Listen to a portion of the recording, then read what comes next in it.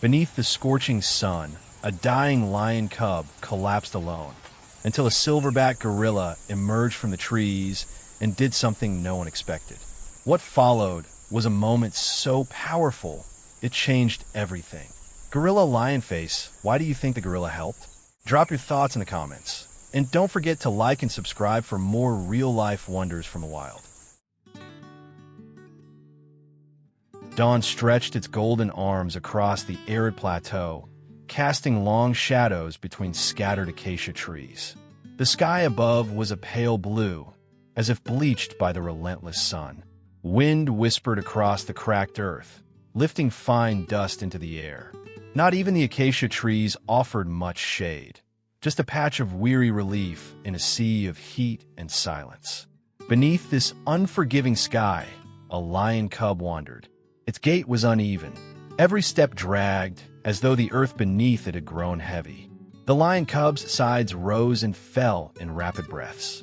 Its small paws were cracked and dry, the fur around its mouth matted with dust. There was no roar left in its throat, no mother nearby, only the hiss of wind through the dry grass and the sound of its own labored breathing. The sun climbed higher, cruel and indifferent. The lion cub stumbled toward a distant patch of shade, a lone acacia standing solemn in the middle of the plateau. There, beneath its thin canopy, the lion cub finally surrendered. It collapsed onto its side, eyes half closed, body motionless. But in the branches of another acacia, perhaps 100 paces away, something stirred. A silverback gorilla sat quietly, hidden in the canopy. Its black fur shimmered slightly in the heat haze. The gorilla's dark eyes locked onto the lion cub, watching. There was no alarm, no aggression, only an unsettling stillness, as though the gorilla understood something was unfolding that went beyond the ordinary rhythm of survival. After a moment, the gorilla climbed down from its perch. Slowly, with a deliberate grace, it descended from the branches as if entering a world not its own. The gorilla approached the lion cub, pausing a few feet away. Its large frame loomed, casting a protective shadow. The lion cub did not move. One leathery hand reached out, hesitant, gentle, and brushed against the lion cub's side. Nothing. No twitch. No growl. Only the dry rasp of shallow breathing. Then, in a move that defied logic and instinct, the gorilla lifted the lion cub high into the air, held it there, arms outstretched, turning it slightly toward the light, as if examining a sacred object. The lion cub dangled limply. The gorilla studied its eyes, its limbs, its breath, or lack of it. Then, with a pause and a slow exhale, the gorilla slowly and gently placed the lion cub down on the ground. The lion cub dropped into the dust. A cloud of dirt rose and settled around it. But the gorilla did not leave. It stood in silence, scanning the horizon. The sun was rising higher now, unforgiving in its clarity. Far away, a shimmer in the heat, a water hole. The gorilla's gaze held there. Turning back to the acacia, the gorilla plucked a wide leaf from a lower branch. It held the leaf carefully in one hand, its edges curled slightly.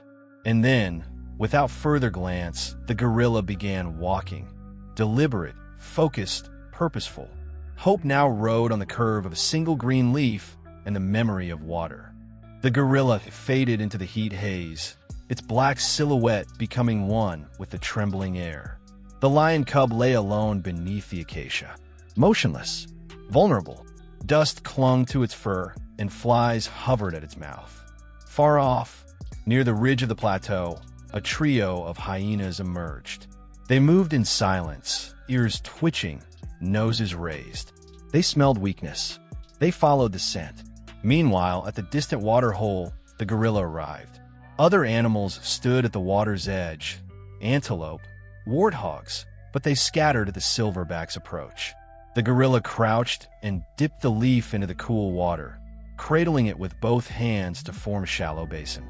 The water sat delicately in the leaf's cradle, shimmering like captured sunlight. Back on the plateau, the hyenas closed in. They walked in a wide circle around the lion cub, sniffing, yipping, eyes glinting with curiosity and hunger. The gorilla began the return journey.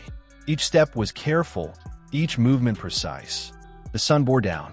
A single drop of water slipped from the leaf and fell to the ground, but the gorilla adjusted, holding the leaf tighter.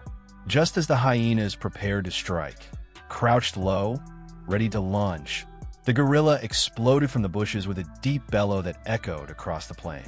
Its mouth opened wide, teeth exposed, voice thundering. The hyenas scattered in all directions, tails tucked and dust flying. Still holding the leaf between its hands, not a drop spilled, the gorilla knelt beside the lion cub. Gently, with a reverence reserved for ancient rituals, the gorilla lifted the leaf over the lion cub's face. A bead of water formed on its edge.